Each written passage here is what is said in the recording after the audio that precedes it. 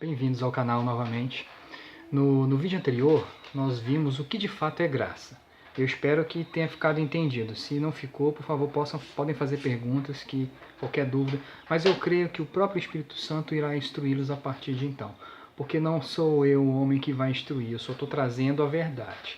Eu só estou mostrando a verdade. Meu papel aqui não é doutrinar, meu papel aqui não é ensinar, meu papel aqui é resgatar a doutrina que Cristo deixou para os apóstolos e foi sendo violada ao longo dos séculos, dos últimos 2000 anos, tá? Repetindo-se o que aconteceu séculos antes da vinda de Cristo. Como houve violação da vinda de Cristo, também houve violações após a vinda de Cristo. Então, esse vídeo nós vamos tratar sobre os mandamentos. E afinal, os mandamentos de Deus, eles foram realmente revogados?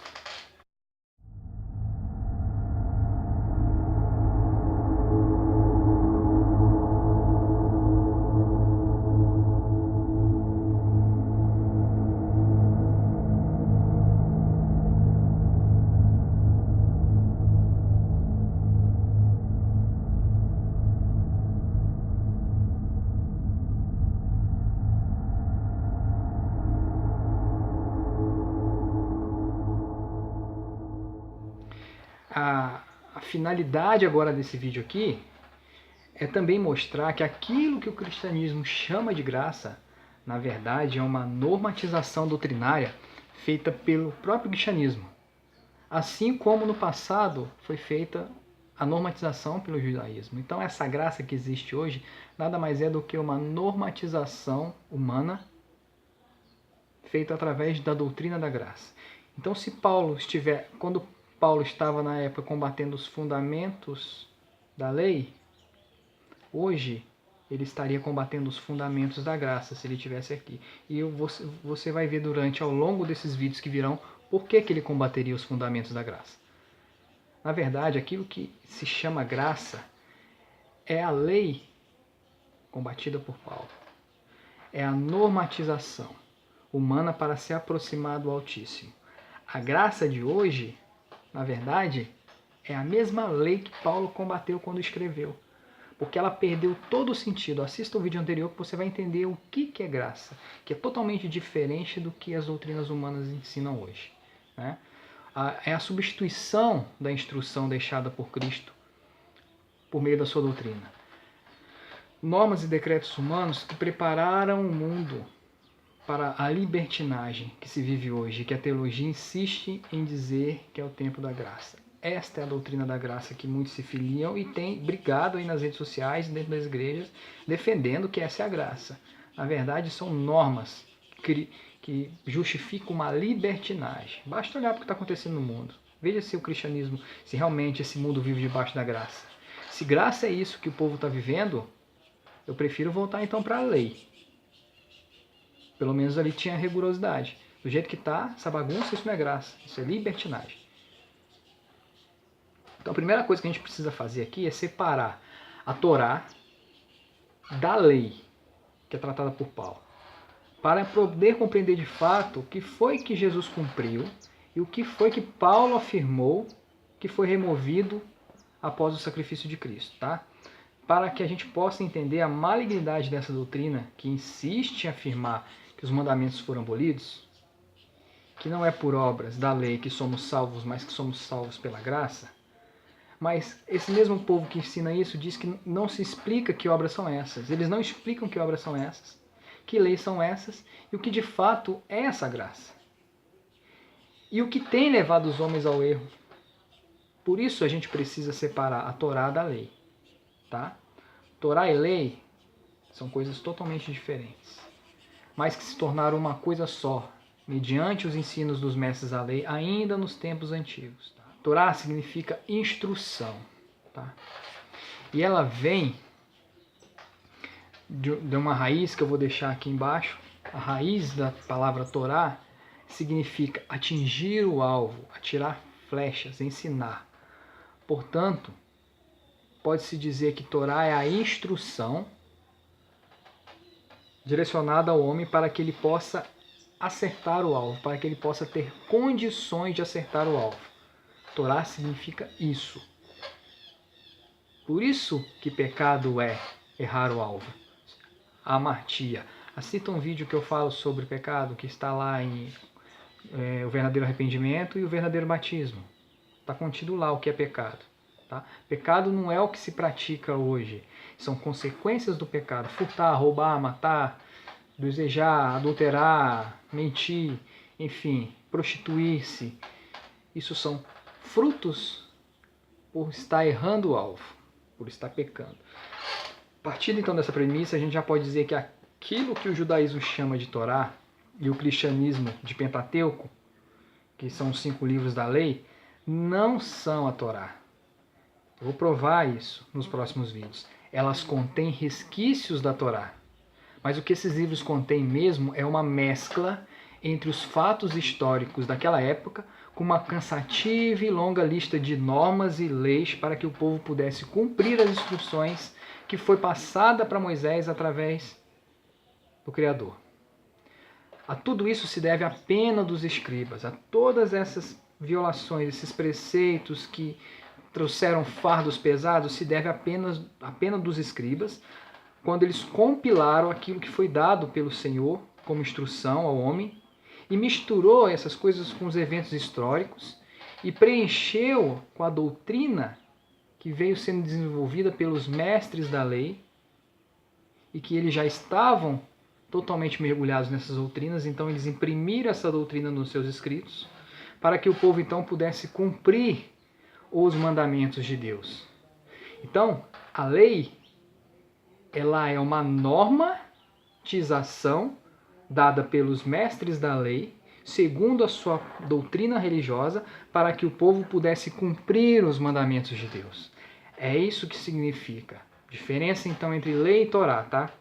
Agora olha o que Jeremias afirma, confirma, na verdade, o que eu acabei de dizer acima. Como podes afirmar, nós somos sábios e conhecemos bem a Torá, quando na realidade a pena fraudulenta dos escribas a transformou em mentira? Jeremias é que fala, não sou eu. E o livro de Jeremias todo combate exatamente essas fraudes. Leiam. Eu vou dar alguns exemplos aqui desta adulteração, tá? E depois eu vou destrinchar uma outra mais importante no vídeo à frente. Dá um exemplo dessa normatização que adulterou a instrução e também acabou acrescentando coisas que não pertencem, nunca pertenceram à instrução dada a Moisés. Tá? Por exemplo, o empréstimo ao estrangeiro contido lá em Deuteronômio. Deus nunca mandou aquilo. Aquilo foi, vamos dizer assim, foi colocado ali discretamente na instrução para justificar a lei de usura. Lei essa que os judeus construíram todo o patrimônio e todo o império dele. Lei esta que os judeus foram expulsos de todas as nações desde que foram expulsos de Jerusalém no ano 70 e passaram a rodar a Europa. Em cada país que eles estiveram, eles foram expulsos por causa dessa lei de usura, que eles tratam como um mandamento de Deus, e nunca foi. Né? Essa carta de divórcio, que contida nos escritos antigos, também não foi dada por Deus a Moisés. Veja o que o próprio Cristo fala. Por que mandou então Moisés dar carta de divórcio e repudiar? Respondeu-lhe Jesus, por causa da dureza do vosso coração e que Moisés vos permitiu repudiar a vossa esposa. Entretanto, não foi assim desde o princípio. Olha só, aqui que Cristo está afirmando que Deus não deu a lei a Moisés de carta de divórcio, que Moisés, por causa da dureza de coração, Moisés acabou permitindo. Estava cansado, aquele povo rebelde, promíscuo e idólatra. Ele simplesmente permitiu. Quer saber? Tudo bem, dê a carta de divórcio. Se entendam com o Senhor. Porque eles não quiseram ouvir a instrução que Moisés deu para eles. Eles rejeitaram. Falaram que iam cumprir e rejeitaram. Nós vamos ver mais à frente também isso. É evidente, notório, que a Torá foi fraudada, pessoal, pelos escribas, que eram aqueles que eram responsáveis por fazer as cópias da instrução, do livro da aliança, do livro da lei. E aí, nós vamos ver o porquê que esses escribas violaram no vídeo mais à frente. Então assistam também esse e o outro, tá? E quando se tem esse entendimento e afasta o véu colocado pela doutrina da graça, Veja bem, eu estou fazendo alusão ao que o Paulo faz. É que se pode compreender declarações como essa. Olha só a declaração que se pode compreender quando se retira o véu da graça. Assim como Moisés usa aqui para o povo quando ele escreve em Coríntios que o povo precisava retirar o véu de Moisés para compreender o que Cristo fez. Então olha só. Ouviste que foi dito, olho por olho, dente por dente. Eu, porém, vos digo, não resistam ao perverso, mas a qualquer que te ferir na face direita, volte-lhe também a outra. Aqui joga por terra a lei do olho por olho, dente por dente, contido também em Deuteronômios. Deus nunca deu para eles. É o que eles acreditavam que vinha de Deus, mas na verdade eles estavam copiando dos falsos deuses, das outras nações que sempre tiveram isso. Tá? A compilação de leis de Hammurabi, o verso principal, a espinha dorsal era o olho por olho, dente por dente. Era a espinha dorsal da civilização babilônica antiga, antes de Nabucodonosor. E eles copiam e colocam isso na lei como se fosse vindo de Deus. Mentira! E Jesus está dizendo, é mentira isso aqui. Aqui Jesus já começa a mostrar as alterações contidas em Êxodos 21, 24, Levíticos 24, 20, Deuteronômio 19, 21, revelando então àquele povo que aquilo que eles aprenderam e foi escrito pelos escribas nunca foi a instrução do Pai. Quando Jesus instituiu o mandamento do amor, vejam bem, que por tantos séculos estava no esquecimento como mandamento, ele teve que anunciar como um novo mandamento. Mas a verdade é que ele não era um novo mandamento. Veja o que João fala a respeito disso. E este é o mandamento do amor, que andemos em obediência às suas instruções. Como tendes ouvido desde o princípio, o mandamento é este, que andeis em amor. Está claro aqui, mas esse verso eu ainda vou destrinchar num vídeo mais à frente. E foi exatamente por não restar quase nada da Torá, da instrução de Deus, no meio daquele povo, que foi necessário o Filho do Homem vir. Precisou vir, então, ele para instruir o povo no caminho certo e mostrar a verdadeira instrução deixada pelo Pai a Moisés. Foi por essa razão que Paulo afirmou que foi na plenitude dos tempos e sob a influência da lei que Cristo veio. Qual a influência da lei que estava? A lei feita e adulterada pelos homens, os escritos humanos, as normas, as regras, para se cumprir os verdadeiros mandamentos de Deus, feita pela pena fraudulenta dos escribas. Olha só o que Paulo fala. Vindo, porém, à plenitude dos tempos, Deus enviou seu Filho nascido de mulher, nascido sob a lei, para resgatar os que estavam sob a lei, a fim de que recebêssemos a adoção de filhos. Esse é o verdadeiro cativeiro que o povo estava. Eles estavam presos numa lei humana que dizia para eles, façam assim, porque assim vocês conhecerão o verdadeiro Deus, assim vocês adorarão o verdadeiro Deus, assim vocês se relacionarão com o verdadeiro Deus. Então, todos os 10 mandamentos foram violados, a sua aplicabilidade foi violada, porque o que faltou para aquele povo para compreender os 10 mandamentos e todas as demais instruções de Deus 17 horas. Foi exatamente o amor. Como eles não tinham amor, não sabiam que era se submeter à vontade de Deus, eles criaram a sua própria forma de cumprir aquilo. Em nenhum lugar, seja nos evangelhos ou nas cartas dos apóstolos, está a afirmação de que os mandamentos de Deus é que foram abolidos, para dar lugar ao amor, ou que a graça substituiu as leis de Deus. Acontece que a tradução que nós temos hoje foram feitas debaixo de uma visão doutrinária instituída pela Reforma Protestante. O mesmo erro do passado se estendeu aos nossos tempos. Da mesma forma que nos tempos antigos a doutrina daquele povo influenciou os escribas, a doutrina em que os reformadores estavam submetidos também os influenciou nas traduções e nas novas doutrinas que foram criadas para se opor à doutrina católica. Eles estavam cegos, permaneceram cegos apesar de enxergarem um pouco. Por isso se chama reforma. Reforma é uma maquiagem. Você disfarça o que está estragado. Com o tempo, essa reforma começa a deteriorar. E o que estava por trás da reforma começa a aparecer. É o que nós estamos vivendo hoje. O que estava por trás da reforma começou a vir à tona. A prova dessas violações nas traduções atuais está no verso que vou citar. E precisa ser acrescentado de palavras que não estão nas cópias mais antigas. Precisou acrescentar palavras que não estão nas cópias mais antigas, para dar sentido então a essa doutrina da graça e justificar que as leis de Deus foram abolidas pela graça.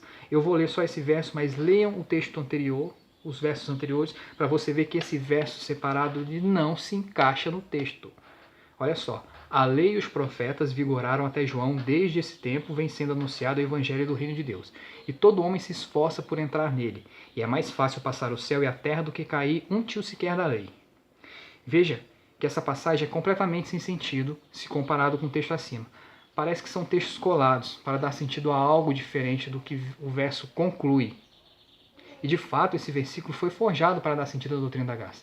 A palavra vigoraram, ela foi acrescentada aos textos, pois não tem qualquer referência dela nos textos antigos, e muito menos você encontra ela nos dicionários de Strongs. Ela não aparece em lugar nenhum, o que deixa claro que forçadamente ela foi introduzida no verso. A outra questão é a palavra traduzida como esforçar. Ela vem do grego biazo, e significa aplicar a força, usar de violência, forçar, aplicar violência em. Vejam que é um sentido totalmente diferente de esforçar. A palavra nele também vem do grego autos e significa ele próprio, de si mesmo, tá? E não nele. Agora, eliminando todas essas traduções erradas, essas fraudes, o verso no contexto original ficaria assim então. Da lei e os profetas aos dias de João, neste intervalo de tempo vem sendo anunciado o evangelho do reino de Deus. Mas por meio de violência as pessoas têm entrado por si mesmas. Contudo, será mais fácil perecer o céu e a terra do que cair um assento sequer da lei. Agora o verso faz sentido. Esse é o original. Da lei e os profetas aos dias de João, neste intervalo de tempo, veio sendo anunciado o evangelho do reino. Mas por meio de violência, as pessoas estavam tentando entrar por si mesmas. Que violência foi essa? Fraudar a instrução de Deus e colocar outra no lugar e se esforçar, como carregando aquele fardo pesado como se aquilo fosse necessário. Assista o vídeo sobre o batismo que você vai entender por que o povo estava debaixo de calamidade e aflições naquela época. Tá? Contudo, será mais fácil então perecer o céu e a terra do que cair um assento sequer da lei. Que lei é essa? Dos mandamentos de Deus. Agora faz sentido. Porque o povo criou os seus e falou, contudo, vocês estão sendo violentos, estão tentando entrar à força. Mas eu digo uma coisa para vocês. É mais fácil o céu perecer, a terra ser destruída, do que qualquer instrução que eu passei lá atrás, cair uma vírgula ou um tio dela. Porque vocês estão a violando. Se vocês tivessem cumprido, vocês estariam super bem. Mas como vocês criaram as suas, violando e modificando o que estava escrito, eu aviso para vocês, nenhum tio, nenhuma vírgula, nada dela vai mudar. Continua a mesma. Não é só porque vocês fraudaram que mudou. Então é isso que o verso está dizendo. Com toda certeza essa passagem ela foi forjada. Tá?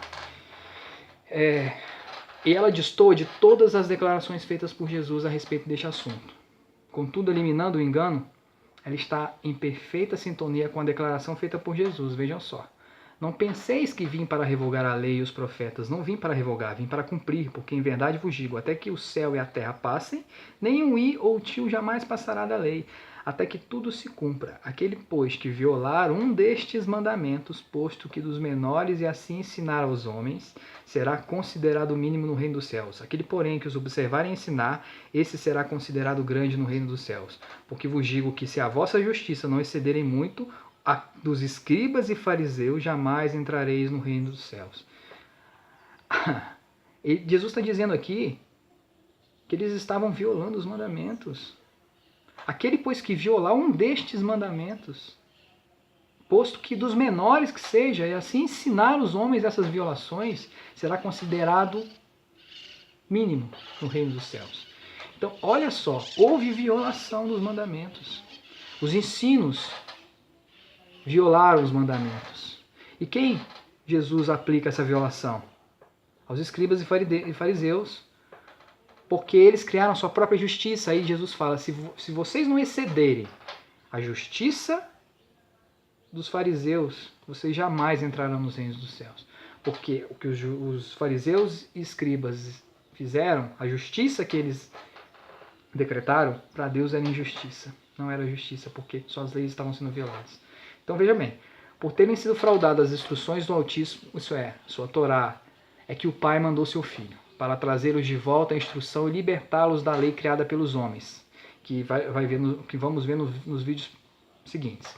Mesmo assim, o homem insiste em permanecer no caminho errado, e ao analisarmos essas doutrinas, tanto do cristianismo quanto do judaísmo, elas foram construídas sob fraudes que insistem em permanecer como verdades absolutas. Não é por menos que toda essa religiosidade tem caído em descrédito e seus ensinos têm sido envergonhados diante da realidade. E também não é por outro motivo que as Escrituras afirmam que os mandamentos do Altíssimo seriam escritos no coração do seu povo. Isso é possível por meio do Espírito Santo, porque diante de tanta fraude, somente por ele para conseguir discernir a verdade do engano.